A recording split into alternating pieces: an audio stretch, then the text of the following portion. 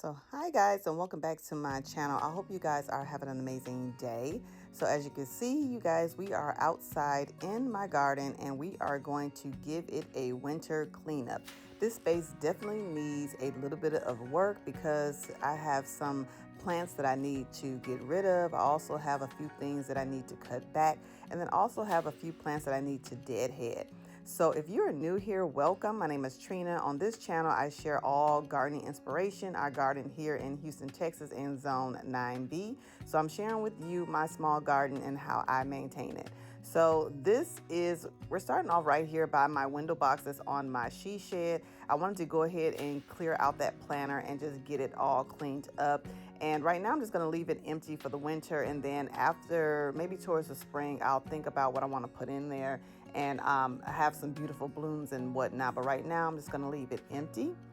Then we're going to go over here to this raised bed that I have to the left of my patio. I planted this up during the fall, you guys, and I absolutely love how beautiful this planter has turned out. I have, as the centerpiece, I have 3 Italian cypresses in this container. I really wanted to have something that's going to grow tall and give me a little bit of privacy to my left here where my neighbors are.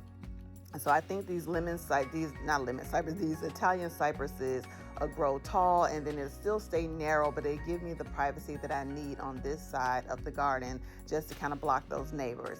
Then I also have it underplanted with some mums, also have some Dusty Miller, and then I also have a few sprigs of mustard vegetable leaves in there as well as a couple of pansies. I also have some alyssum in there too, y'all. I have this planter packed full of plants.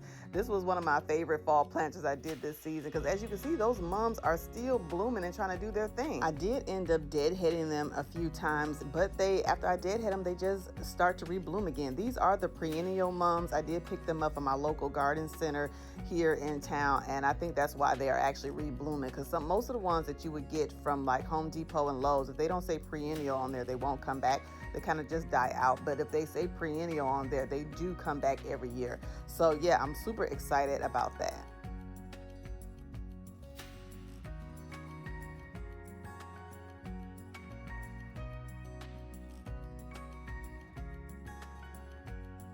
In this corner here, I'm clearing out a lot of the leaves and everything, and I'm also picking up, because I have debris that kind of flew into my yard, y'all, from behind the woods or what. So I'm just trying to pick up a lot of the debris that's on the ground, and then also just going through and making sure that I'm deadheading anything that needs to be deadheaded. I did have these shrubs back here underplanted with some pansies and Dusty Miller. Some of them did good and some of them didn't do as well.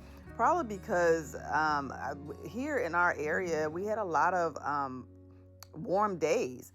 I mean, we had some days where 75, 80 degrees, and then finally it's starting to kind of cool down now. So I think they just kind of didn't like the warm weather and they just didn't take it, whatever. So yes, I'm just clearing out some of them that are not looking as best. And then over here, my green stalk tower, I have all of my vegetables and herbs, well, mainly herbs, planted in this green stalk tower. And as you can see, it is loving its life. So absolutely love it. I have some dill, some oregano, some sage. I have some bok choy. I also have a few onion sprigs that I plant, or some few onions that I planted in here as well. And it is just doing its thing. So all I'm going to do with this is kind of come in here and harvest some of the herbs in here. That way I can kind of give it more room for it can actually grow some new herbs and plants.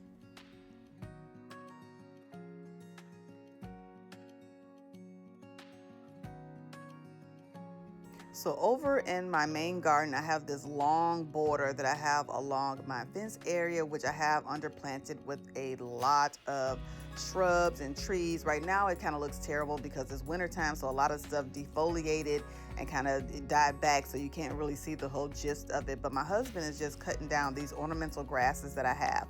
These grasses are a powerhouse in my garden. If you're looking for something that loves the full sun and just takes off and it holds its shape, these grasses are for you. I just don't know the name of them because I got them from the Houston Garden Center here in Houston, but I don't think it had a tag on them when I bought them. I had them for about maybe 4 or 5 years now. And baby, I have cut them back so many times during the season and they still grow. They at least get about 4 feet tall, but they stay, I say 4 feet tall and maybe about 3 feet wide. They stay on the narrow side. They don't get that big, but they do grow pretty tall. And you do have to, I have to cut mine back several times during the season. They do have a flower on them, but the flower is kind of insignificant, so I don't really get a lot of blooms on it. But nonetheless, I have like 4 of them in my garden bed here. Absolutely love them. So this is a perfect time that I usually cut them back around mid-January after the holidays. And he's just using his saw, or his kind of like, I guess a tooth kind of saw to cut them back, because they kind of really too thick and dense to kind of cut with pruners. So you definitely need like a handheld saw to kind of get in there and cut these grasses back. And I usually hack them all the way back, because they'll end up growing and getting full and beautiful once the garden season picks up. Now this space is definitely on my to-do list this season, this garden season. I really want to come in and re-edge this flower bed. I want to add some metal edging, and then I also want to add in some gravel. I did try to put the mulch down, as you can see, for my pathway into my garden, but I just don't like how the mulch is actually looking in the ground. It just makes everything kind of look flat and too brown. And then also it holds a lot of mosquitoes and water. So I'm gonna have somebody come in and fix the drainage in my yard or in my garden. And I'm also gonna add in some crushed granite and just clean up the space and make it look really, really nice this garden season. So that's one of my projects for this year, to get this area kind of buttoned up. I'm also have staining my fence on that list as well. So my fence is probably about a year old, maybe a couple of years old now at this point, but I do want to go in with a beautiful, nice kind of dark mahogany stain, just to kind of add some character to my garden. I think a pop of color look really nice on my fence. So yeah, so that's on my to-do list to do this year, this garden center. So right now I'm just trying to go in and just trying to clean up as much stuff as I can, deadhead as much things as I can, and just kind of get the garden cleaned up before it actually goes to sleep.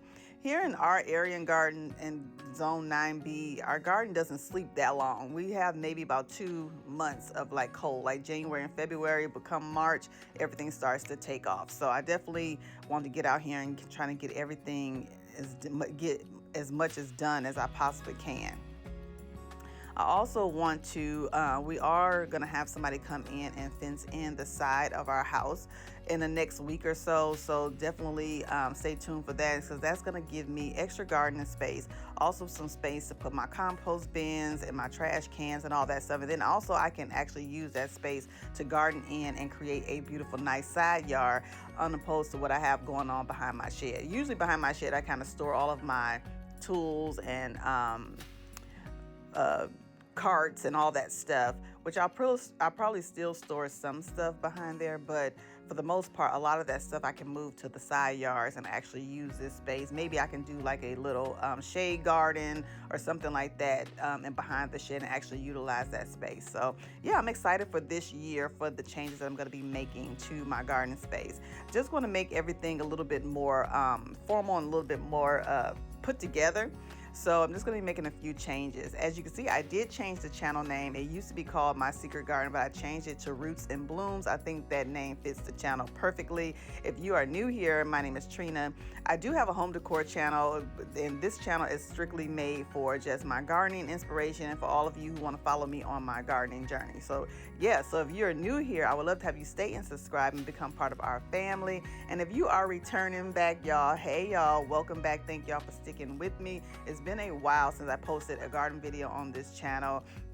We had a lot going on in 2025, y'all. Life was life, and so I'm actually so excited to get back on camera on this channel and share with you my gardening journey, because we have a lot of changes that I'm gonna try to implement this year, God willing, to actually make this space a more cozy and serene and private. I've been working on just trying to make my garden area more private, so that you don't see neighbors, you want to feel your garden to feel kind of nice and secluded and calming and relaxing. So that's going to be my goal this year. So yeah.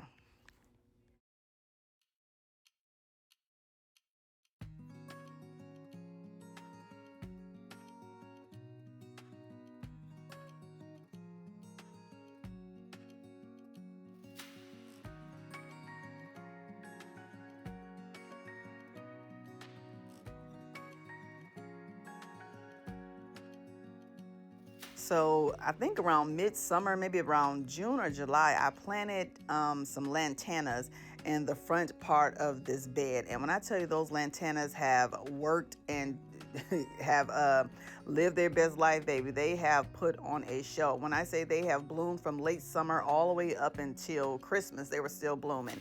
So, and they have grew wide. Lantana, you only need one, you know, per space, because they do kind of take over and they do grow real wide, and they love they're very drought tolerant, and they love the humidity and the heat. So definitely a plant that I recommend. So I'm getting ready, I'm just cutting it back here as you see me doing in this clip, because that way I'd be able to put on some new growth. I didn't think I ended up putting like 5 of these lantanas in this bed, and they have just gave me so much beautiful yellow color from summer to fall that I absolutely love it. So I'm just definitely gonna leave those in place.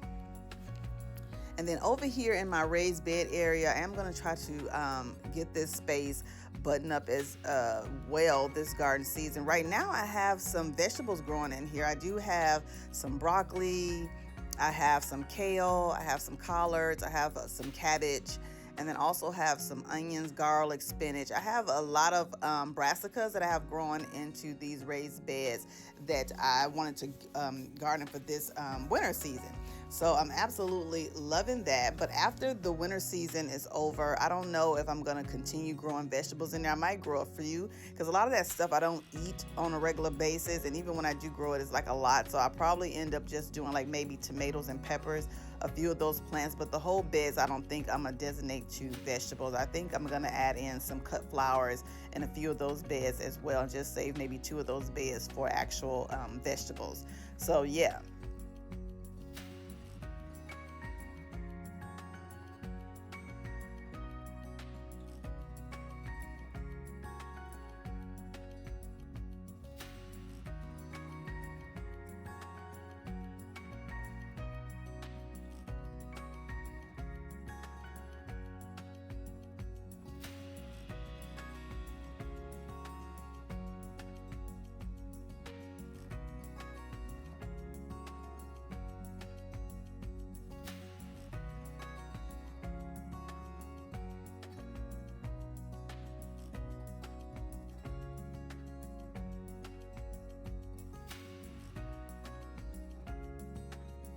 So in my 2 back raised beds here, I have this arbor that I have this star jasmine growing on it. I planted this star jasmine maybe a year ago, and she has taken off and just love her life. As you can see, she have a lot of limbs that's kind of just all over the place, and she has some limbs that are dyed, that are brown. So I'm going in and just removing those, and I'm just trying to prune it so it kind of look a little bit more neat, and trying to make sure I feed the loose stems or the loose branches into the arbor so it can continue to grow onto the arbor. But yeah, I have the arbor on top, and then I also have some vegetables underplanted beneath it. Absolutely love this plant. It has taken off, and it loves full sun, and it stays green all year round. So it's definitely a beautiful evergreen that I would definitely recommend you having or adding to your landscape. Now, I didn't have much flowers the first year that I planted it, so I'm hoping that this year she'll give me lots of beautiful white flowers that smells of beautiful jasmine scent. So hopefully, fingers crossed, she'll put on some beautiful, nice white blooms this year. I also have another arbor that that's over more towards my patio as well, that I have star jasmine growing on as well, but that one doesn't have as much growth as this one. First, they was planted at 2 different times, maybe months apart. The other one wasn't hooked to irrigation, and I think that's why it was like growing so slowly, but now it's starting to take off. But I'll probably end up moving that one and add it to where that fence area, where that gate is, by that fence to the left, because once they actually extend the fence to like the side yard, I'll have like a little entryway going in and out the garden. I think that'll be really cute. But for the most part, we're just gonna get this star jasmine cleaned up, and then I'm just gonna kind of intertwine the branches into this arbor so that she doesn't look all wild and woolly.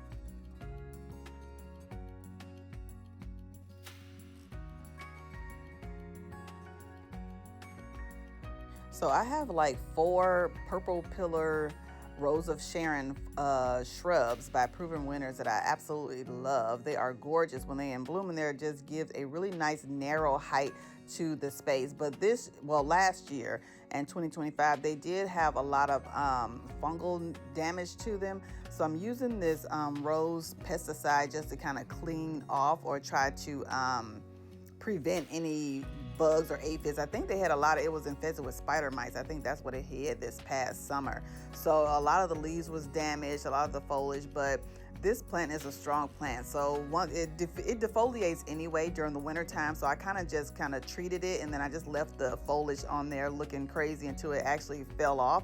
And then now I'm just gonna take this some fungal spray, antifungal spray, just to kind of make sure that whatever was on there is dead. So the plant is still alive and it's still putting on new growth, but I think last year it just had spider mites bad. So I'm trying to go in and just pre-treat and make sure that nothing else is going to grow this garden season, because these plants are beautiful and gorgeous. They have beautiful big purple blooms on them when they're in bloom, and then they actually serve as a really nice screening plant.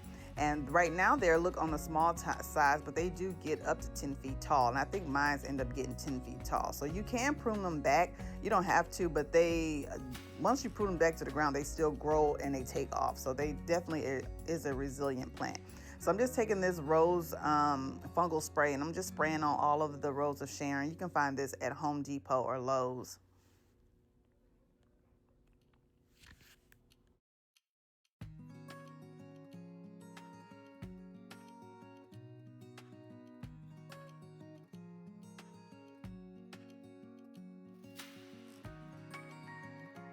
So some of my plants in my garden has shown some chlorosis. So I'm gonna go ahead and just spray, or not spray, but add in a little bit of this iron tone fertilizer throughout all of my plants for the winter. Actually, this is the only fertilizer I have on hand, so all the plants are gonna get the same thing. So usually I fertilize whatever I have on hand just to give the plants some type of food or nutrients while we're in this dormant stage during winter. This one is a Tranquility Rose by David Austin. It's a rose standard tree. Absolutely love it. I actually cut it back like maybe, I think the middle of December, I cut it back, and look, it put on so much new growth because we had so much mild winters here that it thinks it's time to wake up. So it has all this beautiful foliage on here. So I'm just gonna give these 2 roses in these pots a little bit of touch of the iron tone. And then also my lemon tree, you'll see, also had some chlorosis, I think they call it. So it was definitely on the struggle bus for a while, and also had some type of fungus that was growing on it.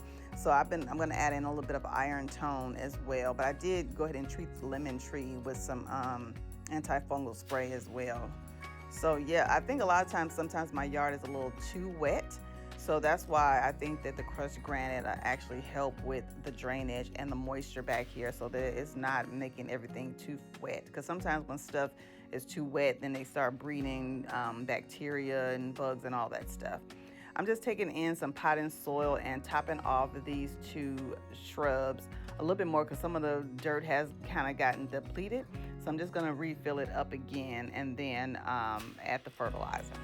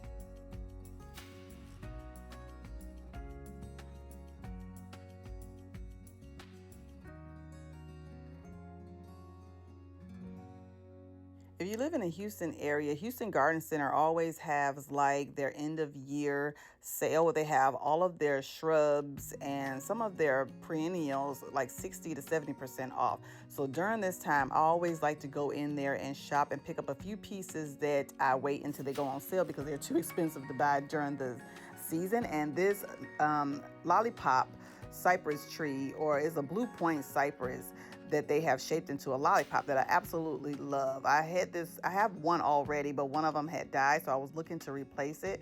So I got this one for 60 to 70% off. Absolutely love it. I'm waiting until the springtime because I'm gonna change out its pot and then add some beautiful annuals underneath it. I think it's gonna look really, really pretty. Then I also had these little Eugenia trees too as well. My daughter purchased me. I actually think she got these from Kroger, y'all. They was like on sale at Kroger for like 30 bucks or something like that, or 20 bucks. They were really inexpensive. So sometimes during the winter time at your local grocery stores or nurseries, they'll have a lot of these beautiful shrubs on sale. So definitely check them out. Because during the regular garden season, I swear they jack the prices up. Everything be a lot more expensive. So I always shop during the winter time because and especially in the Houston area, if you live in a mild area where there's always where you don't really have a winter, they have a lot of those shrubs you can find on sale. So we're going to be over here on my patio. I do have a few plants up here that I want to deadhead. I have a couple of mini roses that I'm just going to deadhead and get cleaned up.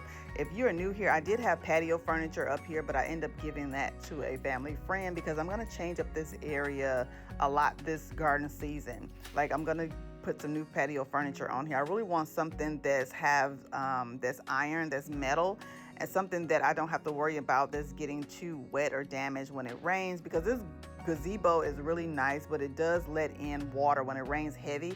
It does add a lot of water to my patio. So I'm definitely going to go in and try to have some tile put on here over the patio. That way I don't have to worry about using an area rug. So that way when it do rain, I don't have to worry about stuff getting soaked and has to constantly change out rugs and furniture and all that stuff. But I really want something that's metal, something that more like a chair sitting area, because I had a sofa here. So I got rid of the sofa because all it was doing was harboring rodents underneath it. And they actually chewed up the back of the cushions of it. So it just became a pain. So I ended up removing that out the way, and then removing that, giving it to a family friend. And I'm just gonna redo this whole patio area and just have in some furniture that's more appropriate for the garden, maybe some chairs, some nice iron chairs with some beautiful cushions, and then something that you can still see underneath it so you don't have to worry about rodents or anything crawling or getting into that. If you have patio furniture, then you know, 'cause especially down here in Houston, we have critters. Sometimes you have snakes, mice, whatever, because I have woods behind my house. So you definitely get things that kind of crawl up here and try to hide, especially when it gets really hot. They're always looking for shelter somewhere. I also have these lemon cypress trees that I got from, I think I got these from Home Depot, y'all. So I have another one, a larger one that y'all seen me earlier in the video. It was in a flower pot. I think I'm gonna move that one out of that flower pot and put it in the landscape so that way it can actually get to its full potential, because they stay dark green when they're not getting full sun.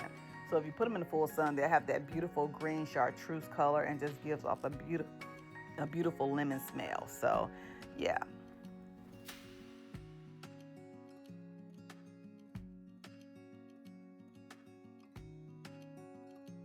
So now I'm just gonna take my broom. This is my garden broom, y'all. I love to use this outside for my sidewalks and patios and things like that. So I'm definitely using this to clean everything up and just to kind of get all this debris and stuff off of the patio.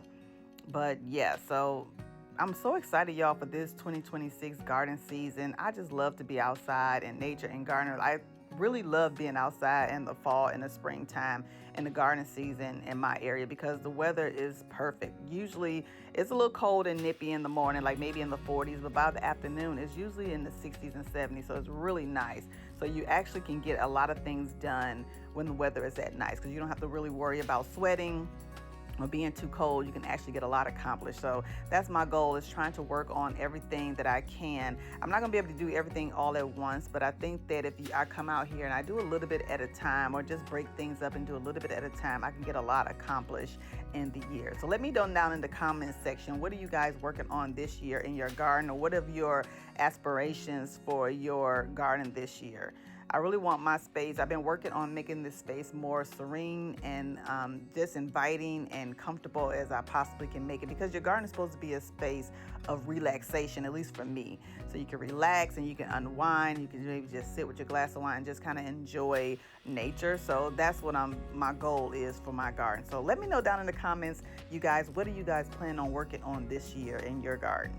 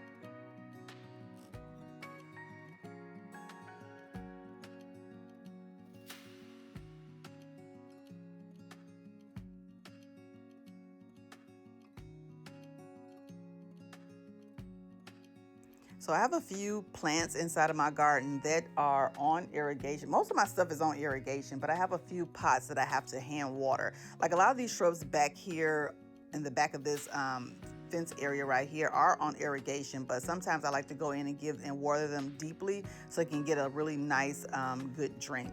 But for the most part, a lot of the other stuff is on irrigation. But as far as the green stalk and a lot of the plants that you see on my patio there, I do have to go in and hand water them as well. This is one side that I do want to kind of fence in the side of my house over here so I can have this extra garden space, because I have so many beautiful ideas for narrow side yards that I really want to tap into this year as well, or the next year. We'll see how far we get, y'all. But yeah, so we'll see. But I would love to have that space to kind of just use it as extra garden space. So I'm just going in and water everything in, because I did get everybody a little bit of fertilizer. Y'all, that gardenia tree over there to the right has just been on the struggle bus, child. She has just, gardenia trees for me is like my number one nemesis in the garden, because it's just one plant that always struggles no matter what form of this plant that I have. So I have a tree here, and then I also have a couple of shrubs alongside of my shed that hasn't really put on no growth or nothing either. So this one is very finicky. She doesn't like too much water, and she don't like too much water. When she gets too much water, she starts to foliate like this and looks like most of her leaves are missing. So I had to like kind of nurse her back to health, but she's still alive. She's not dead, just that she looks terrible. So hopefully she'll start to pick up during the garden season. I'm thinking about maybe moving her to another side of the yard. Maybe she's not getting enough sun. I don't know, y'all. But she just not looking her best. And then over here, I have this is my olive tree that I have here. I actually bought this one a couple of years ago from my grocery store, local grocery store, HEB. I think they had them like $20 at the grocery. It was like at least 4 feet tall, I think, when I got it. So she's putting on some growth, and I added her in this larger pot. So she's been doing really good. So I know that once she gets, and this tree gets tall, I think about 15 feet tall, maybe about 8 or 10 feet tall. I could be wrong, but she gets tall. So I know once she gets tall, she'll definitely have a beautiful, nice canopy and just add a really nice statement piece to the garden as well.